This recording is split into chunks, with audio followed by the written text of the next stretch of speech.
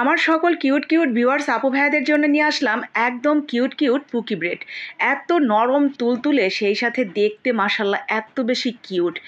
এটা যে কেউ দেখলে একবার প্রথম দেখাতেই প্রেমে পড়ে যাবে। কি আপনারও ঠিক এমন হয়েছে না যে প্রথম দেখাতেই এত বেশি কিউট লাগছিল? আসলেই তাই। আপনার বাসায় যদি স্পেশাল কোনো মেহমান আসার কথা থাকে, কিংবা আপনার মনের মানুষ বা কাছের মানুষগুলোর জন্য বানিয়ে নিতে পারেন এই কিউট দেখতে ব্রেডগুলো। এগুলো দেখতে যেমন চমৎকার, মাশাল্লাহ নিজের হাতে বানানো বলে খেতেও অনেক মজাদার এবং হেলদি। তো প্রথমে আমরা এখানে নর্মাল চায়ের কাপের 1 কাপ কুসুম গরম পানি, তার সাথে দিয়ে দিয়েছি 1 চা চামচ ইস্ট।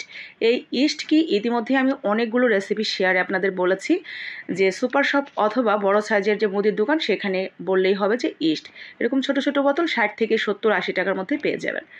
ইস্টটা দেওয়ার পর ভালো করে মিশিয়ে নিয়ে স্বাদ মতো একটু চিনি দিয়ে দিবেন, যতটুকু আপনি মিষ্টি খেতে চান। এরপরে স্বাদ মতো লবণ এবং একটা ডিম দিয়ে ভালো করে ফেটিয়ে পরিমাণ মতো ময়দা দিয়ে এটাকে ডো বানিয়ে ঢেকে রেখে দিবেন প্রায় 2 থেকে 3 ঘন্টার জন্য।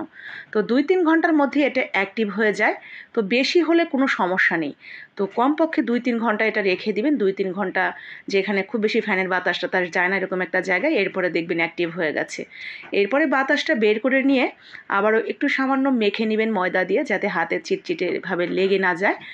এরপরে যেই কটা আপনি বানাতে চান সেই অনুসারে ভাগ করে নেবেন। তো আজকে আমি 5টা তৈরি করব, তো 5টা ভাগে ভাগ করে নিলাম। এরপরে এটাকে সুন্দর করে একদিকে টেনে এইভাবে একটা সাইড খুব মসৃণ করে নেব।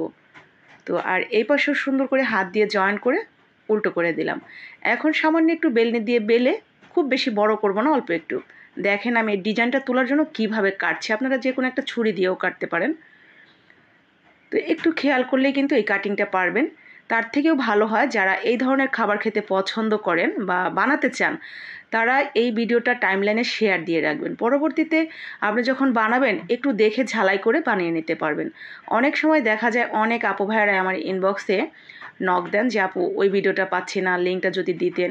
আসলে এইভাবে লিঙ্ক দেওয়া যায় না, এতে আমারও কিছু বাধ্যবাধকতা আছে, আর আমি তো খুঁজেই পাবো না ওই ভিডিও কত নিচে চলে যাবে। তো এজন্য আপনারা যখন যে ভিডিওটা দেখে মনে হবে যে হ্যাঁ এটা আমি বানাতে চাই পরবর্তীতে, তো সাথে সাথে টাইমলাইনে শেয়ার করে রাখবেন।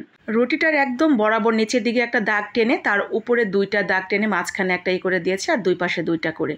ব্যাস এইভাবে কেটে নিলেই সুন্দর একটা ডিজাইন হয়ে যাবে, যেটা ছোট ছোট বাচ্চাদের মাথার হেয়ার ব্যান্ডের মতো দেখা যায়, বা এটা আপনার কোটের গলার মধ্যে যে বো থাকে, তো অনেকটা ওরকম। তো দেখতে ভীষণ কিউট এটা। তো ঠিক এইভাবে মাঝখানে যেটা থাকবে সেটা দিয়ে মাঝখানেও যে আমরা একটা প্যাচ করে বাঁধনের মতো করে দিব। তো এখন আমি আরও সৌন্দর্য বাড়ানোর জন্য একটু সাদা তিল ব্যবহার করব। এটা না দিলেও কিন্তু হবে যদি হাতের কাছে না থাকে। তো মাঝখানে একটু লিকুইড দুধ, অথবা লিকুইড দুধটাও যদি ভেজাল মনে হয় তাহলে সামান্য একটু হাতে পানি নিয়ে জাস্ট যেখানে যেখানে আপনি তিল দিতে চান সেখানে দিয়ে দিবেন। তো হয়ে গেছে। এখন এগুলো শুধু তেলের মধ্যে দিয়ে ভেজে নেওয়ার পালা। আমার কিন্তু বাসায় ওভেন আছে, ইলেকট্রিক ওভেন। তো আমি বেশিরভাগ সময় চেষ্টা করি যাতে আপনারা সবাই বানাতে পারেন যাদের বাসাতে ওভেন নেই। তো একদম সহজে হলো, আপনার তেলের মধ্যে দিয়ে হালকা আছে, একদম অল্প আঁচ। এই ব্রেড ভাজার সময় কিন্তু বেশি আঁচ দেওয়া যাবে না, তেলে ভাজা ব্রেড যেটা বানাবেন একদম অল্প আঁচে রেখে দিবেন, দেখবেন আস্তে আস্তে ফুলে উপর দিকে উঠে যাবে। ব্যাস হয়ে গেছে। দেখেছেন কত সহজে, কত সুন্দর কিউট কিউট দেখতে ব্রেডগুলো তৈরি হয়ে গেল। এত নরম তুলতুলে, সেই সাথে এত বেশি কিউট এগুলো।